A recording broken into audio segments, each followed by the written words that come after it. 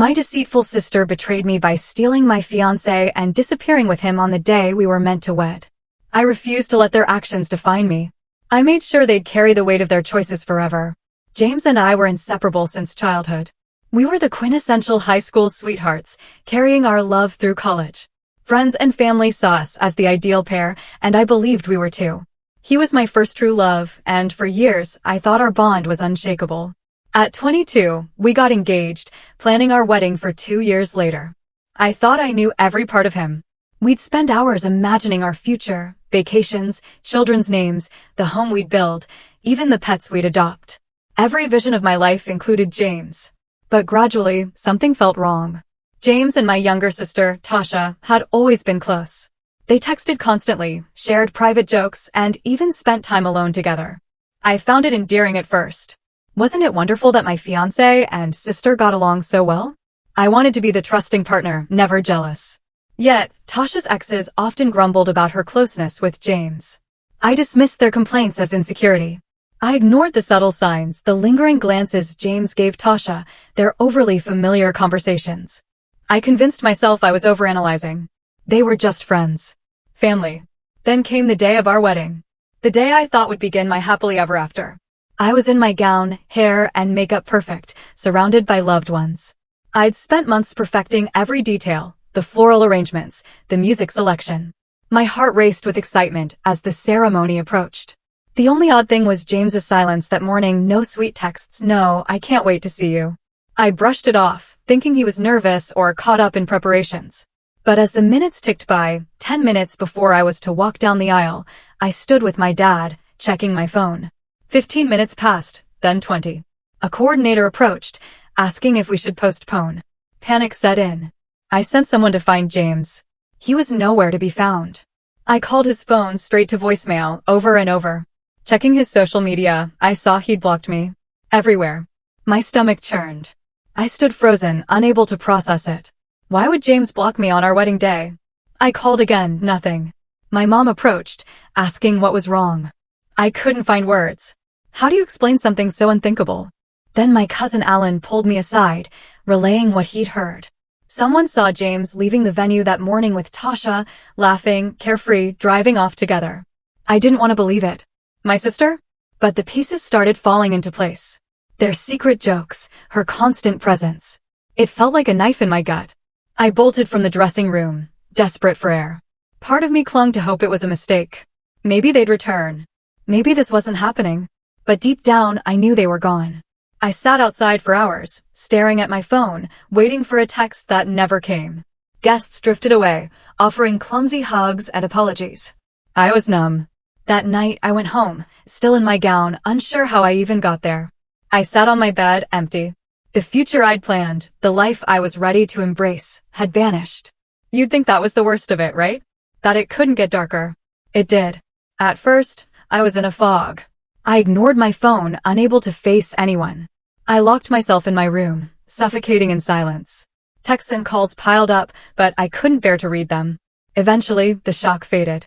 Then came the anger, the betrayal, the disbelief. I replayed every moment, every smile, every conversation, searching for the lies I'd missed. Sleep evaded me. I tortured myself, wondering what I could have done differently. Against everyone's advice, I started checking their social media. Tasha had blocked me too, so I used a friend's account. Nothing. No updates. No pictures. Like they'd erased themselves. That made it worse. Like they were hiding their new life. Then came the humiliation. I felt like an idiot, standing in my wedding dress, waiting for a man who never showed. Everyone had witnessed my shame. A friend urged me to try therapy. I doubted it would help, but I went for one session. Words spilled out once I started. Everything. For the first time, someone truly heard me. No pity, no judgment, just listening. Slowly, I began to rebuild. I joined a book club, rekindled old friendships, started morning runs. Healing was uneven. Some days felt lighter, others crushing. But I was moving forward.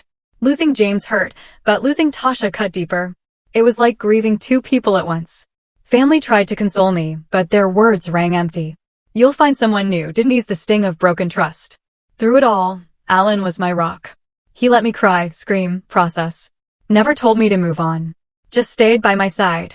He even encouraged me to leave the house. I wouldn't have survived without him. Eventually, I stopped obsessively checking their profiles. Stopped wondering if they were happy. I moved to a new apartment, started fresh. I built a life without them. And for the first time, it felt enough. Months later, just as I was finding my footing, an unknown number called. I almost ignored it but answered. It was James. His voice trembled like he'd been crying. I know it's been a while, he said, but I need to tell you I'm sorry. Shock hit first, then fury. This man abandoned me on our wedding day and thought he could just call? What do you want, James? I asked, ice in my voice. He explained. Said he'd finally read my messages from that day. Said he regretted it all. That Tasha was a mistake. She'd changed, spent his money recklessly, partied endlessly, treated him like a bank. It sounded like justice, but it didn't soothe me. You made your choice, I said. You don't get to come back. He apologized again, said he missed me, that he couldn't undo the past, but needed me to know. I told him the truth. My life had moved on. That door was closed. He didn't fight it, just sighed and said, I get it, before hanging up. It stirred old wounds. But as days passed, I realized I wasn't shattered. I felt lighter.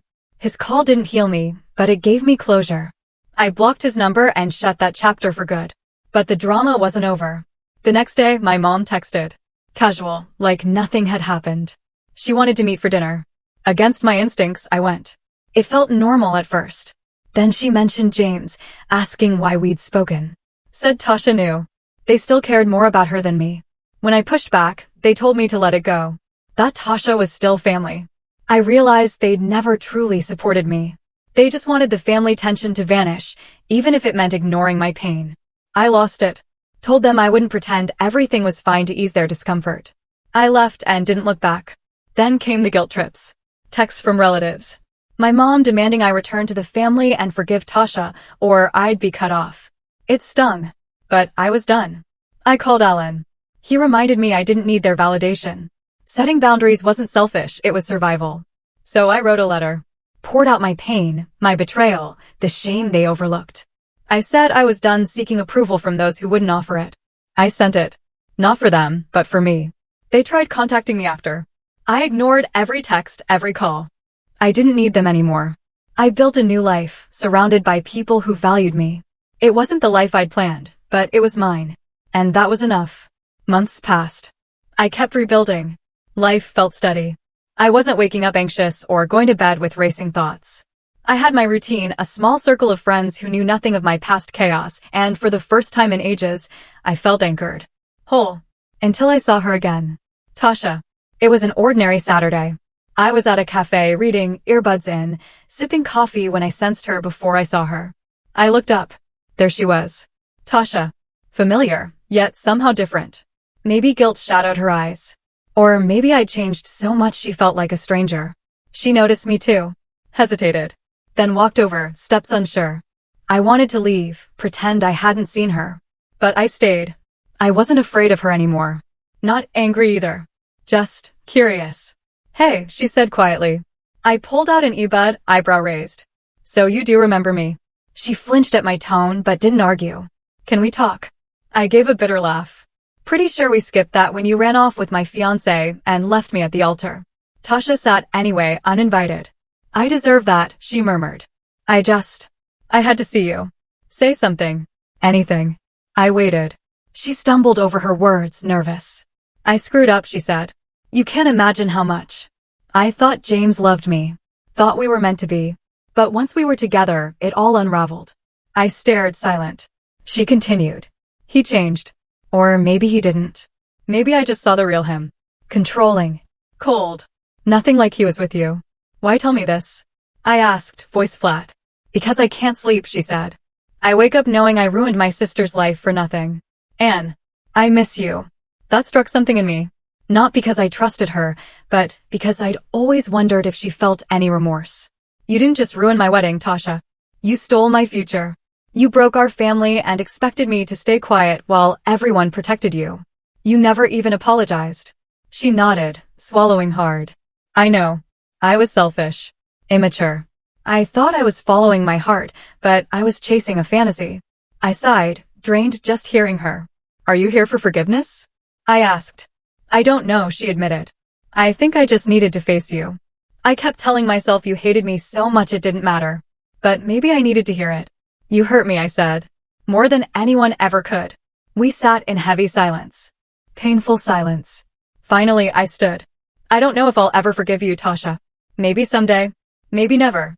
But I'm not carrying this anymore. I'm not holding your guilt. She looked up, eyes wet. I understand. I grabbed my bag. I hope you find yourself without breaking anyone else. Then I walked away. Outside, the air felt fresh. Clear.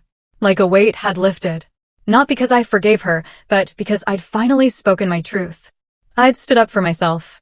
That night, I went home, curled up with a book, and felt something I hadn't in years.